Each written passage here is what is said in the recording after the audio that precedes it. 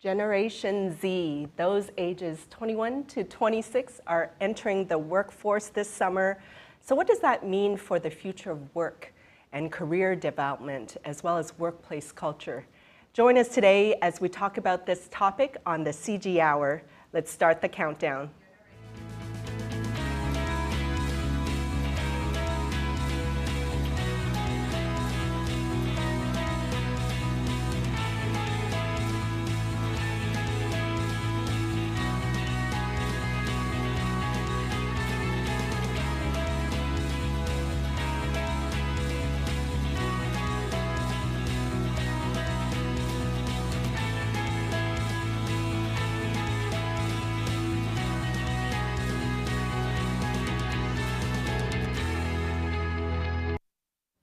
Welcome to the CG Hour, where every other month we come to you with the latest hot topics around technology and business. My name is Fanny Dunnigan, and I'm your host for the CG Hour. Good morning, good afternoon, good evening, depending on where you're tuning in from. We're going live across LinkedIn as well as YouTube. So for those of you that are joining us online, welcome. And be sure to drop your details into the comments. Introduce yourself. Tell people what you do, where you're tuning in from. Make the comments a place for you to network and meet other people online. And I challenge you to connect with 3 new connections online and build your network as well. So as I was sharing, we are going to talk all around Generation Z and the future of work and the trends and predictions and the culture of that. So we did some research and wanted to kind of open up this show with our research video and share with you some of those stats. So let's roll that now.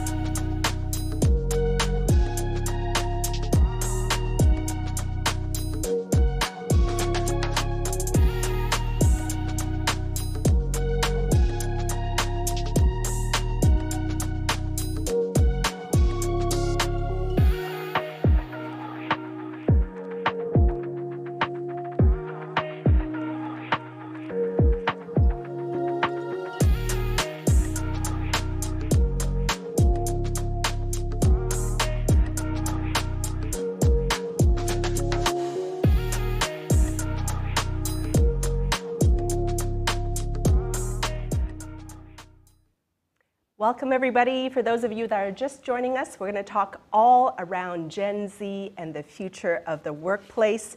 Just want to give some quick shout outs to people in the audience. I see Jeannie from Georgetown, Texas, Irfan from Plano, Texas, Tracy Phillips, our friend from CG in Phoenix, Arizona. Welcome everybody. Again, be sure to introduce yourself and tell people where you're tuning in from.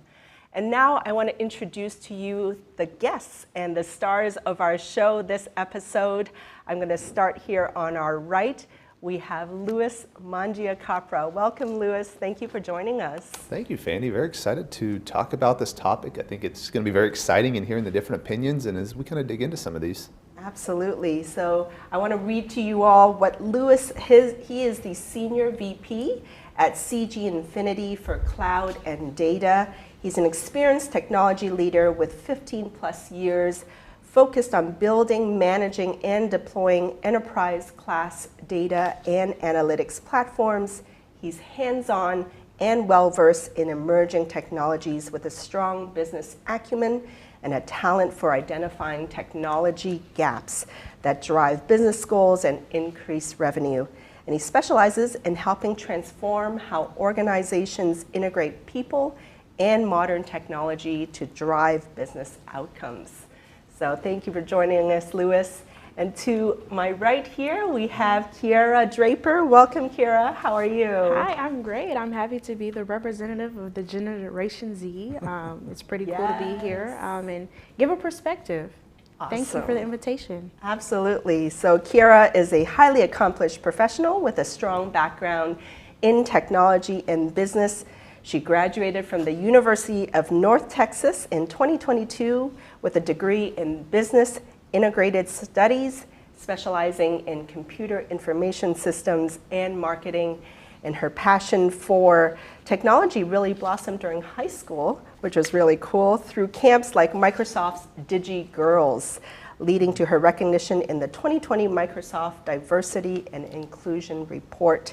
And during college, she gained valuable experience through positions and internships through Chase Bank, Salesforce, as well as Microsoft. And those have allowed her to apply her business and technology knowledge. So thank you, Kiera. Thank you. And then last but not least, to my left here, we have Chuck Hazeman. He is the professor and director at UTD, their RISE Center for Retail Innovation and Strategic Excellence. Welcome, Chuck. Thank you. And he is an industry-recognized leader in IT service management and transformation with over 40 years in retail and consumer product goods. And Chuck understands the key levers for achieving ROI and quality performance objectives from service integrations and helps clients focus on improving value through transformation. Rethink Retail selected Chuck as one of the top retail influencers of 2023, and he's currently the professor of practice and director for the Retail Center at Naveen Jindal School of Management at UTD, and a mentor for RevTech Accelerator, a high-growth retail ventures. So welcome, Chuck. Thank you. Thank you so much for joining us. So we're going to dive right into the questions. This first segment, we're going to talk all about workplace culture and where we are now. Now, Louis, I know you're very involved in CG Infinity's internship programs and mentoring some of the junior consultants there. What are you looking for in fresh graduates as an employer? Yeah, I think that's a great way when we start looking at it, looking at the skill sets. Right now, people are coming out of college and they have a diverse range. It's not really where they were doing just a single technology or a single discipline. It's very diverse, and you look at it as, how can I go train them up? How can I put them into different positions? So we start looking at, ChatGPT, all of these different YouTube out there. So it's not you're limited to this one vertical or this one technology. We can take them in, start plugging to all of these different places, and they're absorbing very, very fast. We're changing the paradigm from needing, an expert in there. You still need the expert, but they don't need to be an expert at that time. And we can take them and start looking at it and saying, hey, can you use YouTube to go get on here? Can you use ChatGPT? Can you use, your peers? So I think it's exposing them to a lot of different areas. Right now, most people have a phone tied to them or they have a laptop. So let's leverage that. If you're great at being able to jump on different topics or jump on different technologies, how can we bring people or skill them up to a way that they're not going to be a one-trick pony? They can go in, they can, be a developer one day, or they can help lead projects and have that kind of range of areas so they can come in, help with the client, help with the areas that they're doing it, but also learning and figuring out what they really like through that process. So looking for that passion for learning, absolutely. Right? Adaptability. Yeah, I think so, and getting in there. And I mean, just like when you enter college, you might not know what your degree is. You might think, oh, I want to be an engineer, I want to be an astronaut or that. And then by the time 4, 5, 6 years later, you're like, I don't know why I got this degree. I think a lot of our hiring process is very similar. They come in, they're like, I think I want to be a developer. They get in, they're like, you know what?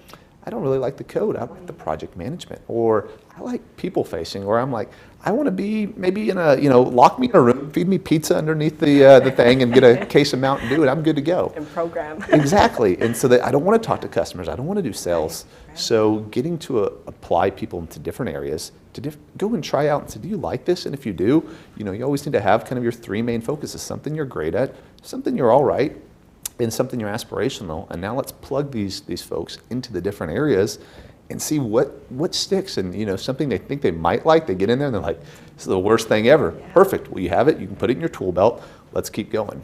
Awesome. Now, Kara, you've had some amazing internships at big brands like Chase Bank, Microsoft, Salesforce. What has that kind of taught you or given you a perspective of what to look for in employers?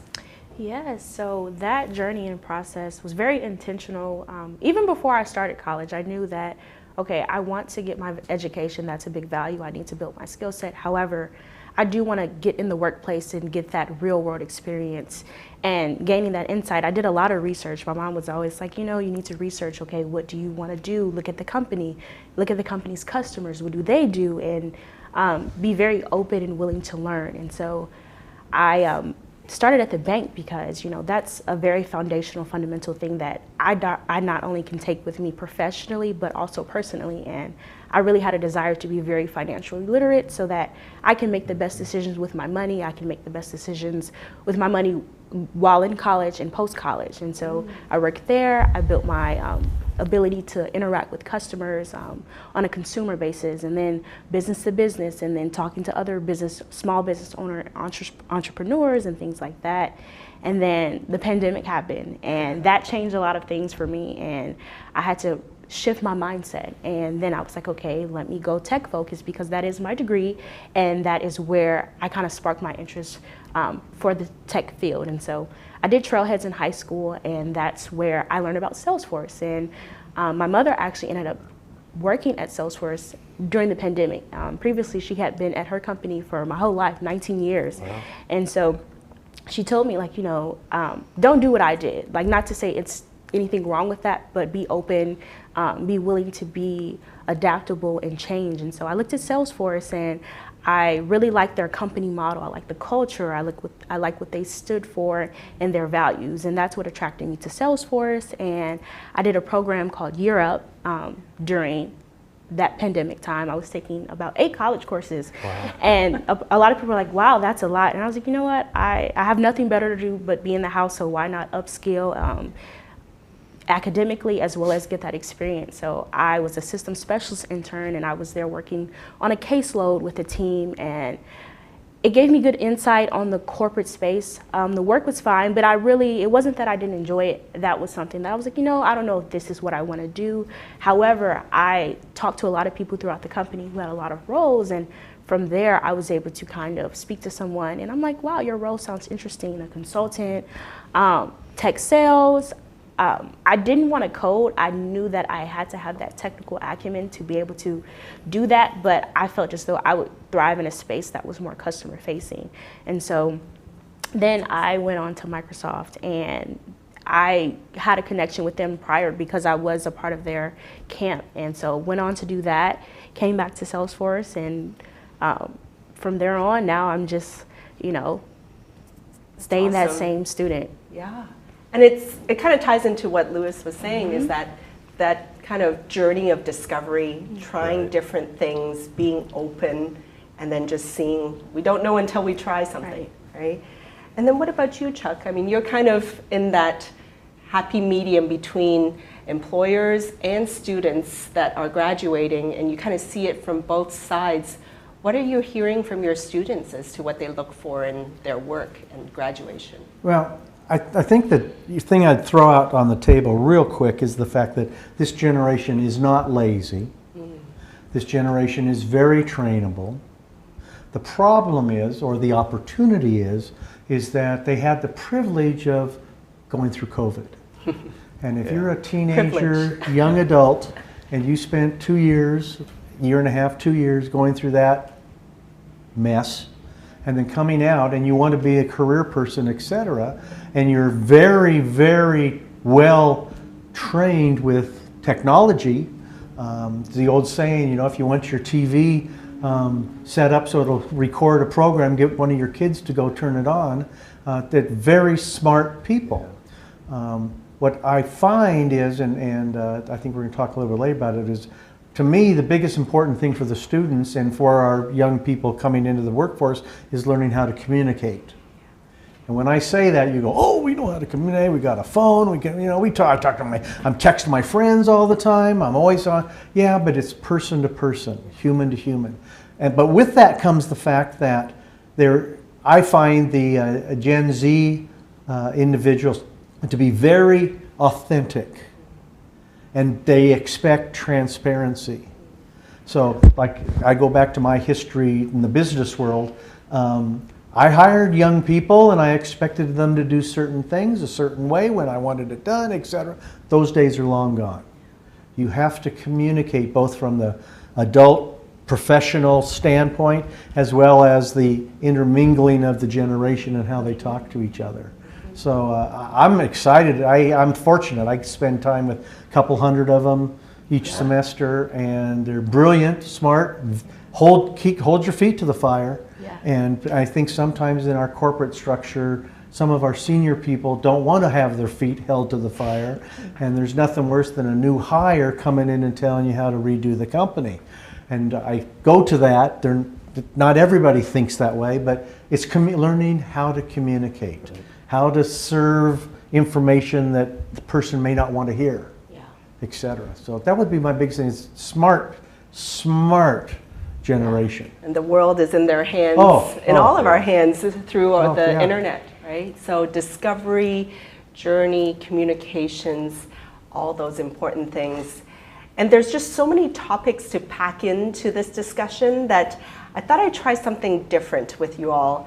I'm going to do something called our lightning round, because there's so many differing opinions and perspectives, and we're here not to judge, but purely to kind of share all these different perspectives. And I would love for you all in the audience, as we go through this lightning round of all these different topics around workplace culture, share your perspective and your opinion in the comments, and let's discuss. So I'm going to toss out a few different topics and would love to just kind of get your snappy perspectives around each of them. I'll start with you, Louis. This kind of balance between choosing work-life balance or this hustle grind culture that we have nowadays. Your thoughts? I think this is where, especially looking at this new generation, there is a large gap between the different folks. You have some that are, still living with their parents up until, in the mid-30s. They're going back, it's the boomerang, and I know that's outside the Gen Z, but it's blending over. And then you have the other ones that are like, I want to be CEO by the time I'm 25. And there's that balance between where they're at. You look at when people are having kids, when they're getting married. I read a study that's saying there's more people having kids in their 30s than there is in their 20s now. So you're pushing them over there. So I think it's a lot of the individuals, you can't stereotype as much, because you have some people that are very, very driven and they want to be there. And then you have others that, their parents still pay their bills. They're on the parents' insurance and all that. And it's a whole range. And so when you're talking to them, it's hard to figure out which one are you talking to and what are your ambitions. And with this hybrid environment where you have some people that are 100% remote, sometimes it's easier to slide under the radar. You're not seen. People aren't seeing you. So how do you have that? And I think it goes back to a lot of Chuck's points on communication. If you are there, how do you make an impact? How do you tell people what you're doing? How do you have those conversations with executive and senior leaders?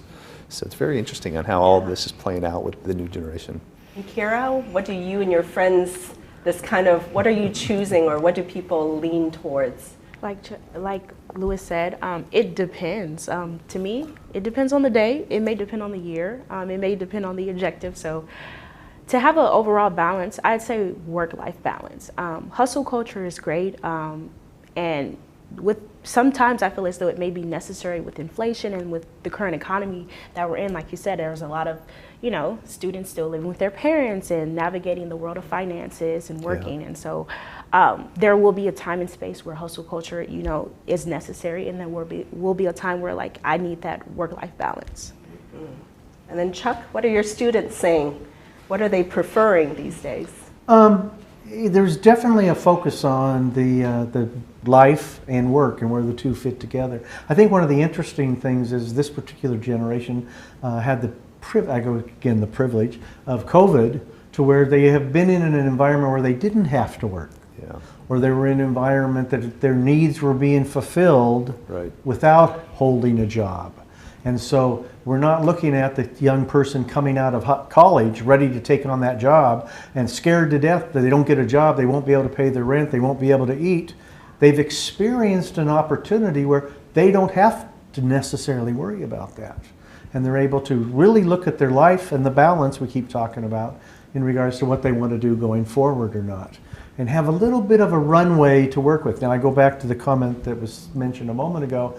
We do have an economy that's breathing down our necks, and these young people want to get started. They want to be in the workplace. They want to start doing things. So it's really a paradox between the two of having been able to experience that, and then also their freedom, and then falling into a work world that's going to take care of their needs. So I think you're seeing a lot of, with college prices going up and inflation going up, home prices are up. The students graduating, they might have 20, 40, 6 figures of debt. Then they're trying to get a house, and we're in Dallas. I would assume, what's the median house? Probably around 350, 400, and even that's, depending on the neighborhood, that's not even getting you looked at. So you have these bills on top of that. So sometimes people are needing that longer runway to be able to be financially independent. That's something you somewhat have to consider when you're looking at them. Yeah, okay, they live with their parents, but you know what? They're saving everything. They're about to go pay cash for this car or for this house. So it's very interesting. Options have definitely opened up. yes. Yeah. I want to toss out this topic also and get your quick perspective. The choice between pursuing Fortune 500 companies and brands and aiming for those kind of corporate jobs, or going for maybe small, medium-sized boutique firm, and what are some of the preferences? Kira, I'd love to hear your perspective. As somebody who has gotten wrapped into the social media hype of the big companies, obviously the Fortune 500, it's very attractive to say the Fortune 500 with the benefits that they give you in navigating that world. However, I'd like to say that I'm not reserved to the smaller boutiques. So it depends. In this economy right now, it's like, do you really have a choice in terms of being picky? Yeah. What do you think, Chuck?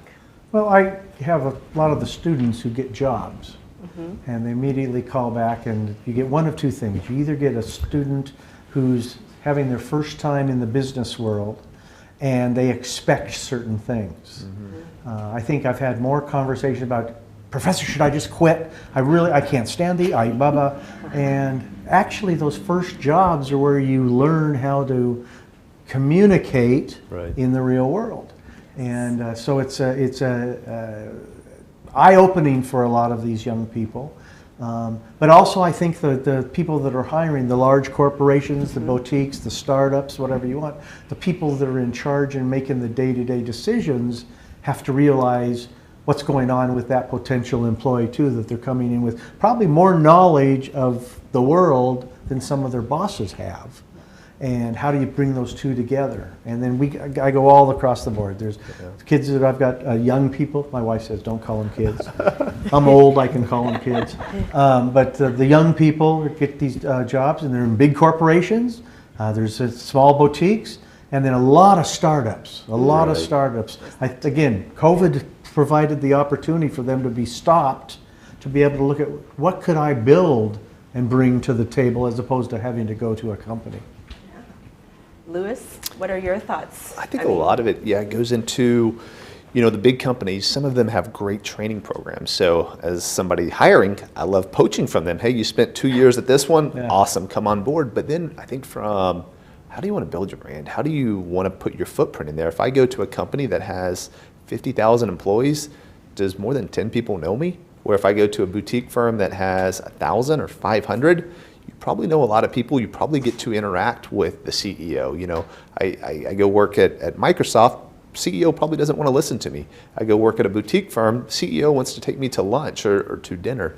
And I think there's some of that because, there's a lot of, and to Chuck's point, there's a lot of, these students are having great ideas. They have a lot of ideas they want to share. At big corporations, you're not going to be able to share that with anybody. You're just going to, you might be able to tell your manager or maybe your product team, but how much change are you able to influence? And sometimes that does happen at big companies. I don't want it to seem like it doesn't, but you have a much bigger stage, I think, sometimes in the boutique firms because you know all the employees. You can feel what that culture is. Microsoft, Amazon, and even Twitter, they have reputations. You see people post on social media, hey, look at this, the life. I come in at 3 o'clock, I go to yoga, I go to there, and then I leave at 3 o'clock or, at 5 o'clock, and then I get laid off, unfortunately. But it's made it look like it's so, great. In reality, no, there's a lot of hard work that you have to get into there, and people will notice that. So how much of a change do you want to be able to influence? So I think going to those boutiques and those smaller companies, you have a voice. The executive leadership, the senior leadership knows your name, and you can actually really take those ideas, push them out, and go for it. Mm-hmm. And I want to give a quick shout out to Nathan Gastineau. His comment in there around the hustle culture is more a symptom of the shortfalls of our economy and the lack of wealth distribution than something that Gen Z is excited about doing.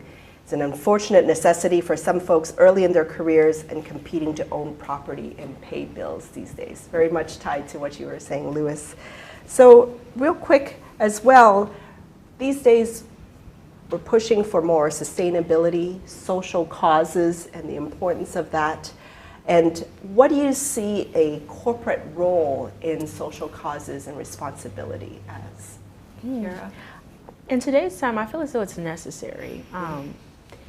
With social media and how fast news transfers, you want to see that companies have your back at, supporting you where you come from, your initiatives and things of that nature. So I think companies are starting to see that this is no longer an option.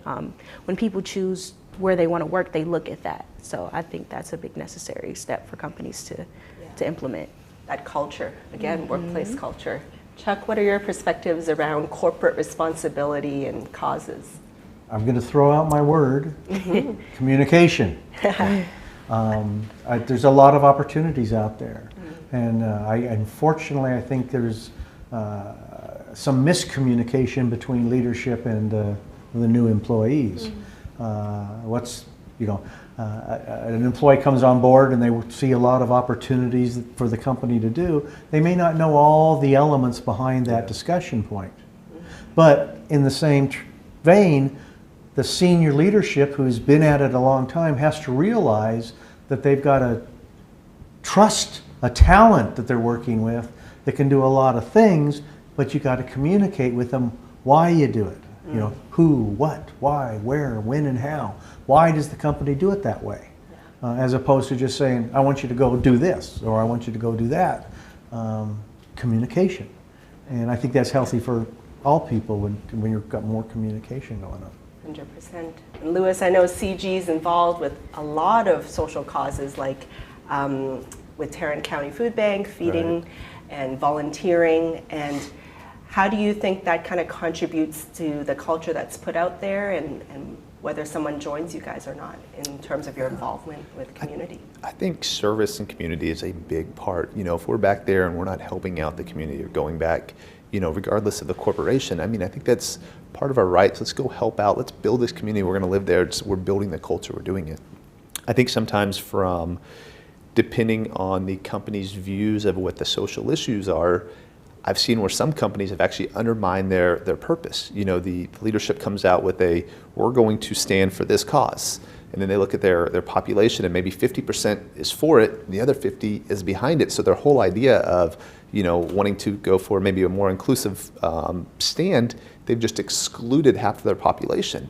And it's something I think you have to put a lot of thought in and a time of what areas do we want to focus on? Some of them are very easy. Let's go help. Let's go to the food banks. Those are great. More of the ones, go turn on the news. I bet there's 10 topics on there.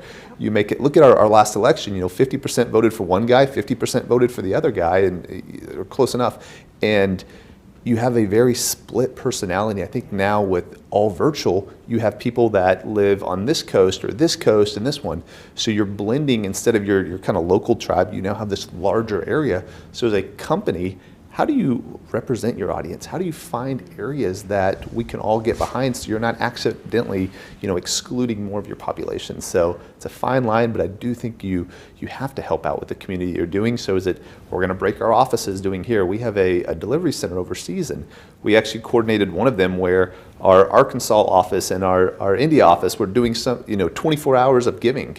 And so they'd pick it up and pass the baton so you can incorporate those different areas, both making different impacts. So a lot of different creative ways that technology gives us, but a lot of ways that the platform, you can go look at the news. Hey, this company made this statement and their stock is dropping here or they're going up. So it can be a double-edged sword, I think, sometimes. Yes. or finding those common causes, like Definitely. you said. Yeah.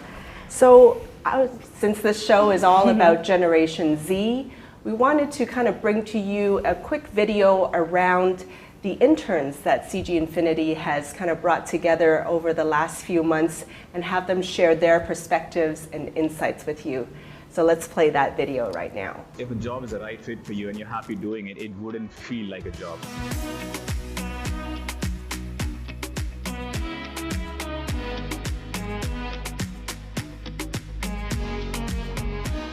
It's very important to choose the right kind of job irrespective of the size of the business. You know, I've come to realize that they didn't hire me as a developer strictly.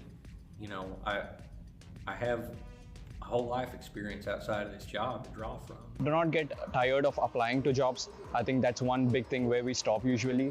Make sure you keep applying, go for it. A rejection is part of the process and it's going to come no matter what. Connection, connection, connection. Leverage every connection there is. Talk to your friends, make a LinkedIn profile, go to LinkedIn, get connections. It's also about networking and making memories, meeting new people. If you keep applying, if you keep making connections over time, you will find the perfect role that you are looking for. I definitely go for flexibility. So can I stay a few days at home? Can I work at the office for the other 2 days? Is, I think, pretty important given how the circumstances are. And I think it also gives you a good work-life balance. Flexibility is number one, and any company that's flexible in one major area, say scheduling, they're going to be flexible in other areas as well. Internships are like that stepping stone wherein you get to see what the company does or what the entire field is all about. If you are doing an internship, it gives you a 360-degree experience where you can work on multiple projects, where you can collaborate with multiple teams. It gives you industry experience, which is much required. It gives you the readiness for you to enter the corporate world. So I think internships are really important and should be targeted by each and every student. Be persistent in what you're doing.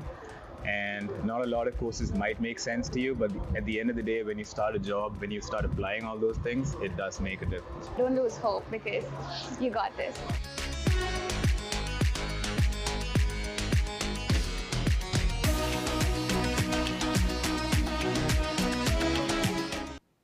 Great to hear from their perspectives. I want to give a quick shout out. I see somebody, Lee Cupido from South Africa, tuning in to our live. So that's so cool. Thank you for joining us. Our next section here is all around career development and kind of how do we mentor, how do we intern, how do we develop the next generation. And I want to start off with you, Louis. As you go through your interviews with folks, what are the typical questions that you're asking the fresh grads and junior consultants? Oh, great question. I think a lot of it, our questions were looking around attitude and aptitude. What is your attitude of how you're going into this? And what is your aptitude? And some of that's, it's hard to guess because, think of college, you've learned all of these different things. Sometimes it's more theoretical, less hands-on. But when you start talking to them, it's, what happens when you're going to be pushed outside your boundaries? Or what happens when you hit a wall? Are you going to climb over it? Are you going to break it down? Are you going to say, I tried? And a lot of the questions that we're going after, it's really kind of geared more towards, can you wear multiple hats? Are you going to be happy with that? Do you like getting to go in different areas?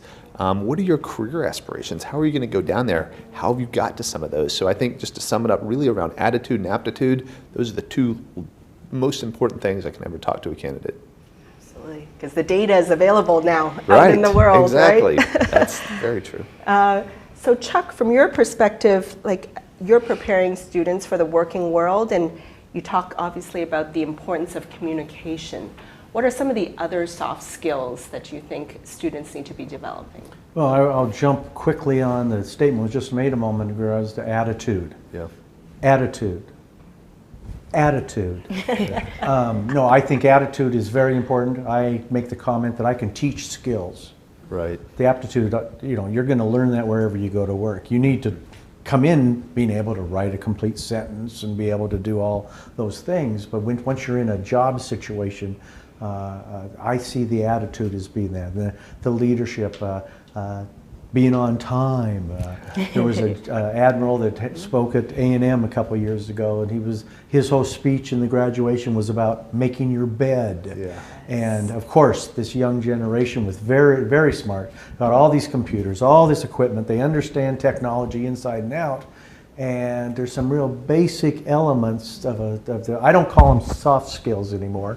I call them fundamentals. Right. Because the very smart individual, if you tell them they got soft skills, they look at you like, I'm here at college, I've got good grades. Why would you say I have soft skills? But it's the attitude that I think is the most important. Yeah, especially in this age of AI, just being on time to work is a core important skill. Kiera, you've had some amazing internships, so I'm sure some of the folks in the audience are very curious. How do you get these kind of internships at these big brand tech companies? So from my understanding and my experience, when I first got in college, I was kind of oblivious of how that process went. And so my first year, I didn't get an internship. And so I had to chalk that up. I had to do research, and I found out that, hey, you have to be an early bird, an early riser. Companies are not looking for interns in spring. They've already hired them. And I learned that. I got on the ball, having a good resume.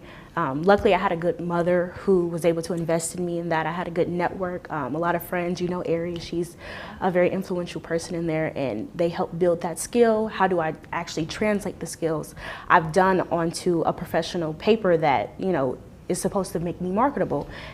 So having that, like you said, Chuck, those fundamentals right there, having that soft skill, and then being strategic in networking. Your network is your net worth, and I heard that a lot in a lot of the camps and seminars that I went to from a lot of the people, so I kept that with me. And that's where a lot of my internships came from, networking. I applied to many and got rejected by many, but having those people in my corner and them believing in me, and then just going after it and not taking no for an answer. Absolutely, absolutely. Louis, I have a question here in the audience from Leah.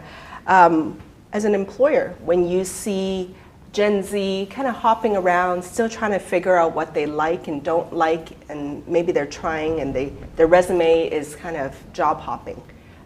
When you see that, what are you thinking as an employer? I do get a little bit of red flags. I think definitely the average tenure is you don't have lifers anymore. I mean, that was you used to see that. Now about 2 years is what I expect to be out there.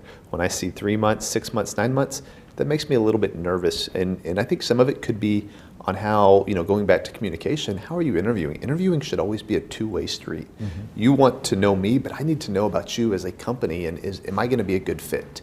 But I think there is a much higher tolerance to seeing people at different fields and doing that, and now with the ability to work remote, hey, there's this Silicon Valley job, I want to go take it, and you can do a lot of that. So some of it, but at the end of it, just have a conversation with them. Hey, what's going on? Why were you there for 3 months, 9 months? Oh, well, my family member got sick. Okay, makes sense. Great, let's chat. Right. Or put that in a cover letter so it explains the gaps. Exactly. Right? Yeah, awesome. So for this lightning round around career development, I want to go around and ask you all different topics around Gen Z. So real quick, Kiera, I'm going to kind of pick on you first. Your kind of response to, are Gen Z looking for compensation or good workplace culture? Ooh, the best of both worlds. The best of both worlds. The compensation has to be there in today's time. That drives us, considering our current economy. However, that does not mean that we don't look at that company culture because, like you said, you wake up in the morning, you see on Twitter, oh, this company said this statement, and boom, it's like, they may be a little sketchy to work for if this statement got out like that, like what is really under the surface. So compensation overall, but company culture is also a runner-up. Close second. Mm-hmm. Chuck, what are your students looking for, compensation versus culture? I think at our university, the compensation is obviously a point of observation, but they're also looking for the capability of starting that life they want to start and being able to start to set. And one of the things I want to push back to them a little bit is your first job's not where you're going to die. Yes, there's a quote right there. You may need to change jobs and find those right things. But it, like was said, it's got to be a balance of the two. And I even think the other generations look to that as well. Yeah. Yeah. Let us know in the comments your thoughts around kind of this debate between compensation versus culture. Louis, from your perspective? You know, I think that, obviously both. And I think as as an employer or as a leader, you want to invest in your high performers.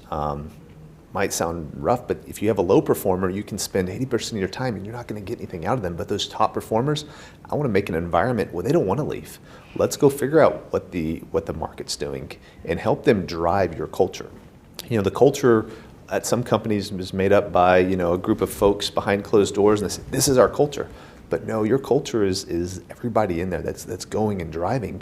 So let's make sure we're rewarding and finding unique ways to go after it, because I think with remote, it's made it where typically you do a market analysis of pricing and you're looking at the DFW market. But now that you can hire across the nation, you need to not only be competitive in your region, but what other people are trying to poach them. And I think it's it's changed a way, and it's also changed some people's perspectives. Maybe they got this quick job at a startup, they had made great money, startup went under, wasn't ran right. Now they're like, I'd like to keep that salary. And it's like, well, the market's changed a little bit, and how do you find that happy balance between those? Yeah. So outside of compensation, what do you think is one key benefit that students are also looking for here? Wellness and flexibility. Obviously, hybrid and working from home is very, very big. Like, I like to travel, so I can still get my work done. And if you trust me enough to be remote at my home, please trust me. If I'm traveling, I say I'm going to do what I'm going to say. So that balance right there, that flexibility and wellness is super huge. When I was at Salesforce, they had something called Wellness Fridays, where there was one Friday out of the month where we were able to be off that whole Friday, and whatever wellness looked like for you, that's what you did. And they honored that, and that changed the game for me, as well as them investing in your wellness. Here's a stipend every month that goes to something that is for your well-being, whether that's a healthy cooking class, that's a gym membership. So that element as well. And then from what are you hearing, the buzz from your students is one key benefit that they're looking for? I think it would be the flexibility of the working in an office or working from home, etc. And there's so many elements that make up that situation. Again, we're out of it now, but we still got this COVID hanging over us, and how that affected different jobs. There's certain jobs that if your job's to turn on the light, you got to be in the building. Right. If your job's just talking on the phones are, it's, I'm going to say it again, communication that you have to understand. When you go into a job, if I go into a job and my job is to simplify, turn on and off the lights, and I show up on work and I say I want to work from home, we weren't communicating, we weren't talking. And I think most companies are willing to figure out the best way for a good attitude to be applied to that company. Yeah. And to your point earlier, communication plus the transparency. Yeah, too. yes. Yeah. Louis, one key benefit? I think the key benefit is the people. I think getting in there and going to go work with smart folks that know that they're putting in just as much of the hard effort that you are. And if you need to go take a vacation, you want to go do that, I don't want people calling me on my vacation. I want to be able to go in there and know that my coworkers, my teammates, they have my back in there. And I think there's something where you get together some fun, smart people. And I mean, yeah, it's still going to be hard work, but you get to have fun. You get to build those connections, the relationships with that.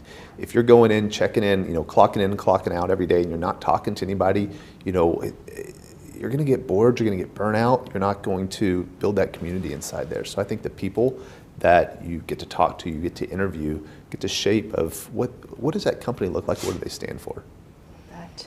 And a student perspective from our comments, Preston Gray at Dallas College, touching on what Louis said, there is a desire to find a company with a culture that you belong within And that can be the reason for short-term stints in the resume.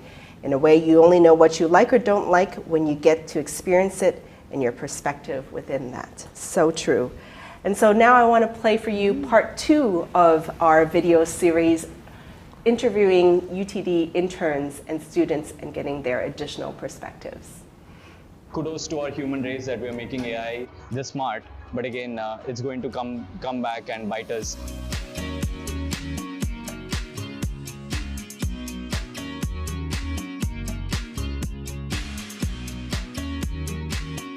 It's not the AI who's going to replace the humans, but it's going to be the person who's very good at AI. Data is the backbone of everything. It's just another tool for us to use.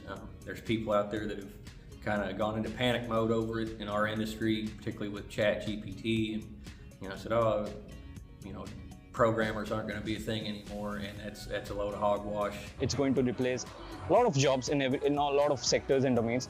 So prepare yourself, prepare everyone. I think everyone should prepare. I do agree that it will replace some parts of it, like generating reports or dashboards. Where do you see yourself in 5 years? I'll still be working at CG Infinity. I'm not going anywhere. 5 years down the lane, I want to see myself leading a large team of data enthusiasts. But I think in 5 years, I look to be a product leader. I want to be working on a product or a software product where I'm handling the decisions. I want to be a principal data scientist. I see myself working as a corporate slave, as a business analyst, hopefully a data scientist. You're not just hired for whatever position they hire you for. You're not just hired for your certificate. You're not just hired for your diploma. You're hired because you bring unique perspective, unique life experience, unique mindsets. All these things tie into what makes you you and what makes you a marketable employee.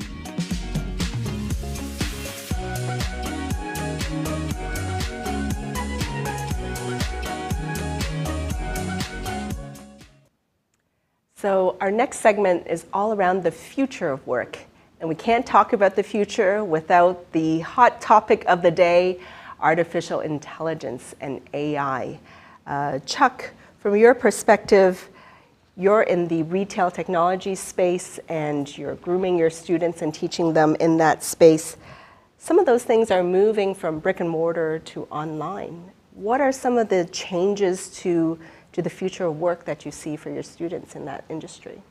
Well, I think the biggest change is, and a little side story, I was around back when the PC first showed up on the, and the mainframe people were sure that the world was going to go, it was over with, we might as well not do anything else, because how can we let information leave the building? How, you can't, these guys, they haven't been trained, AI is a little more sophisticated than that, but I think the positive is going to outweigh the negative. And yes, at UTD, we're fortunate that we have a very strong computer focus. In AI, we just had a hackathon on AI, and we had retail. They were writing code for retailers, etc. So our students are very much more knowledgeable than I am in some of these new technologies.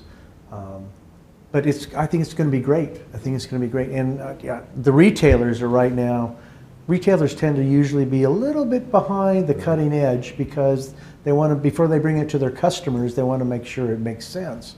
And a lot of retailers, I've been in a conference this week that was nothing but AI. How's AI going to apply to what we're doing? And so we're all learning. We're all learning. And now, Louis, looking after data and analytics and the cloud, it's a lot of technology. So how is the future of work going to look like working with AI? Yeah, I think there's two different ways I typically look. Internal, how our internal employees, and external, how our customers. Internally, we can go in. I can give you a block of code. You can put it into something like ChatGPT and say, "Tell me what this does. I don't understand. I'm a brand new developer." And it goes, "Oh, look at it. It's actually calling. It's going to update, the time cards on here," and it explains all it out. If you change this, or you can go say, "You know what? I need to go write a program that will build a simple website." Go back to some of these tools, and it might not be perfect. It might get you 70% of the way there, but from an accelerator process, it's much easier to look at the code and say, oh, these 3 things are wrong, than to try to figure out, okay, how do I build all of it? Where do I start? It's kind of like, that when you're typing the essay, it's sitting there, you'll sit around waiting to type the essay, and then you finally do it. So I think internally, as a learning element and accelerator, our customers, they're asking the same thing. They're like, how do I do this securely? How can I, we just wrapped up a project where we were leveraging some of the ChatGPT feature to look at their data. So what if we connected all of your systems, we did it in a secured way, but I can now type in there instead of saying, what loans do we think are going to default? Or who are my best customer segmentations? Before, you would put in a request to IT, they'd hand you stuff, you go back, you analyze it in Excel. Now we're able to just do that natural language on there, and I think this is where you're seeing a lot of companies adopt it.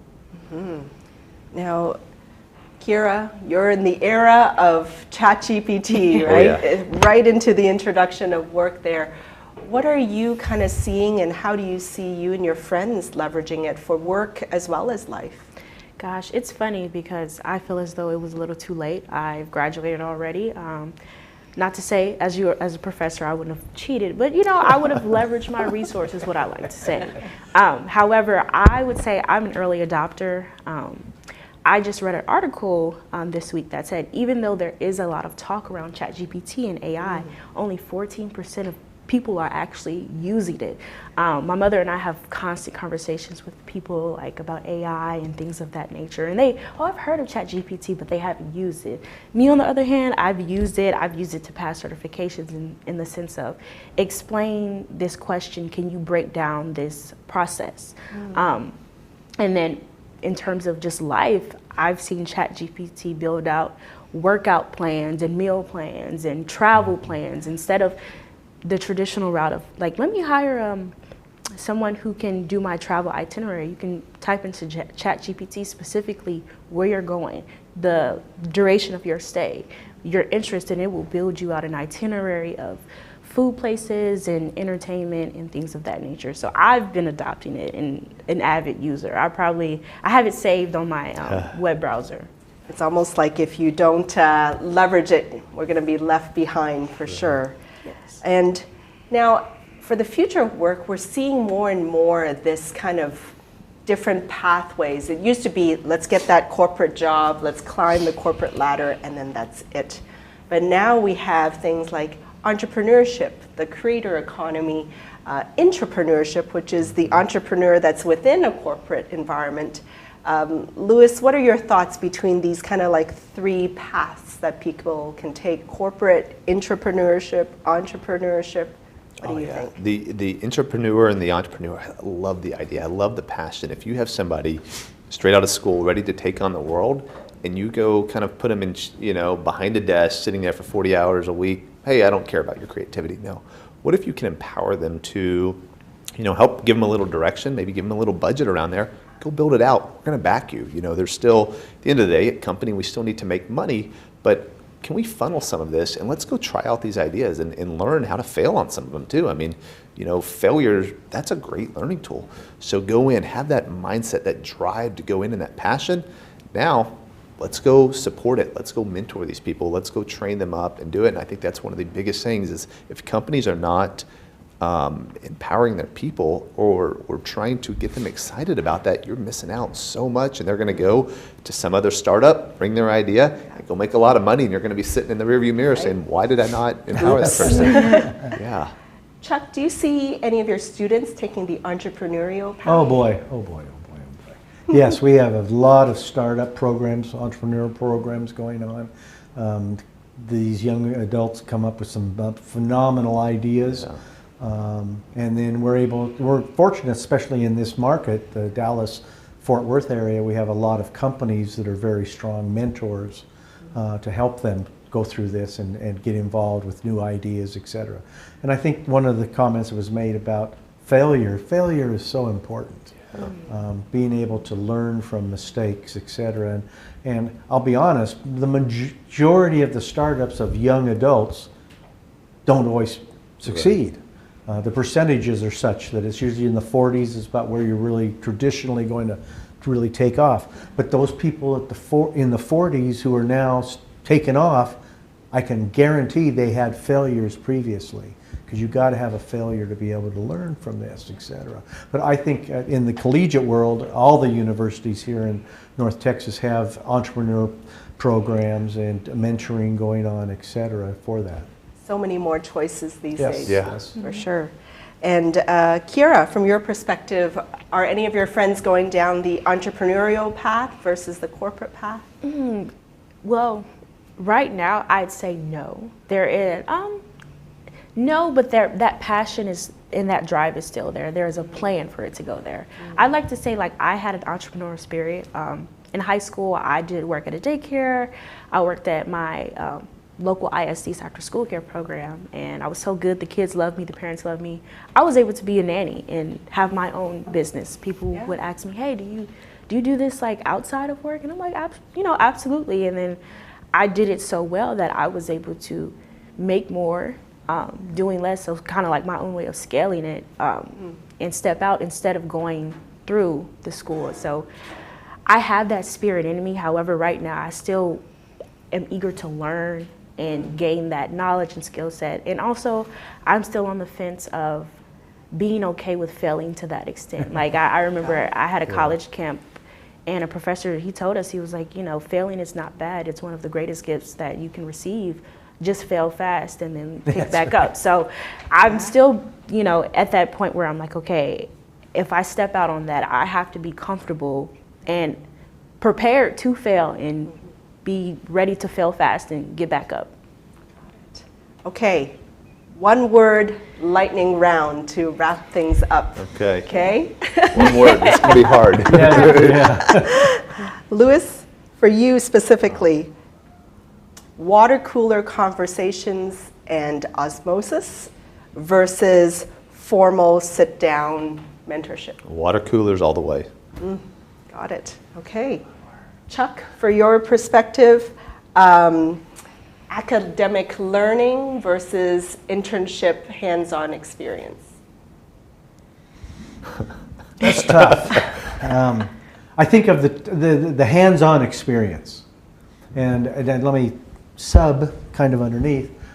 In academia, there can be those hands-on learning experiences, depending on the professor and the way they teach and what the subject is. So I think the experience and the hand-on is probably the most important. Awesome. Kiera, formal training or YouTube University? In terms of career, formal training. YouTube University, supplemental. Got it. Okay. So there you have it, folks. There's tons of topics that we can easily dive into further around Generation Z and the future of work. We want to hear your perspective around some of those topics that we talked to today. We're going to go through all the comments, and if we missed any of your questions, we'll definitely follow up with that. But in the meantime, we want to give a shout out to our friends at the Alliance of Technology and Women, ATW. They have an event coming up, and you'll see that, Humans and Machines. That is tomorrow at UTD at 6 p.m. So be sure to join us for that as well. We'll definitely be attending that. And for those of you out there, be sure to join us in 2 months on Wednesday, August 16th, as we talk all around the energy industry and the state of that and the hot topics around the energy industry. So save that date, Wednesday, August 16th at noon. And as I wrap up the show, I want to give a shout out to our sponsors, CG Infinity. For them, their amazing tagline, people first, driven to transform. Thank you, everyone. Thank you for joining us. We'll see you next time.